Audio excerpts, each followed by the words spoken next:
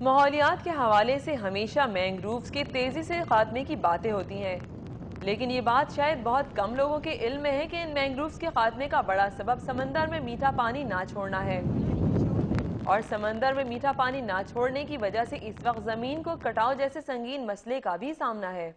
پاکستان فشر fork forum district Thatta کے صدر گلاب شاہ کے مطابق اس وقت سمندر میں میٹھا پانی نہ چھوڑنے کا بڑا سبب منصوبہ بندی کے بغیر دریا پر بڑے بڑے ڈیموں کی تعمیر بھی ہے۔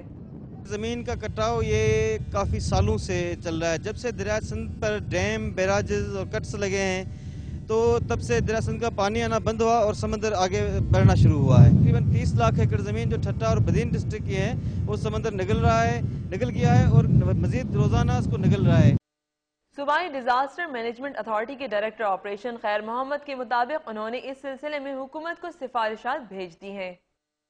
پی ڈی ایم اے، این ڈی ایم اے اور یونائٹڈ نیشنز کی 1 آرگنائزیشنز کے ساتھ مل کے 4 ڈسٹرکٹس کو ماڈل ڈسٹرکٹ بنانے جا رہی ہے، جس میں ٹھٹہ بھی شامل ہے، اور ٹھٹہ کی جو یہ ایریا ہے خاص کر کے کیٹی بندر اور جاتی ہے، جہاں پہ یہ طوفانوں کا، سمندری طوفانوں کا اور سمندر کے پانی جو زمین کو کھا جا رہا ہے اس کا خطرہ رہتا ہے، اس کے لیے ہم پلان بنائیں گے اور اس کے لیے کام کریں گے۔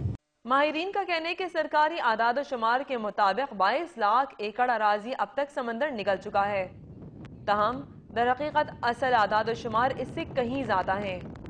حکومتی اعداد و شمار کے مطابق سمندر میں میٹھا پانی نہ چھوڑنے کی وجہ سے اب تک لاکھوں ایکڑ اراضی زیر آب آ چکی ہے۔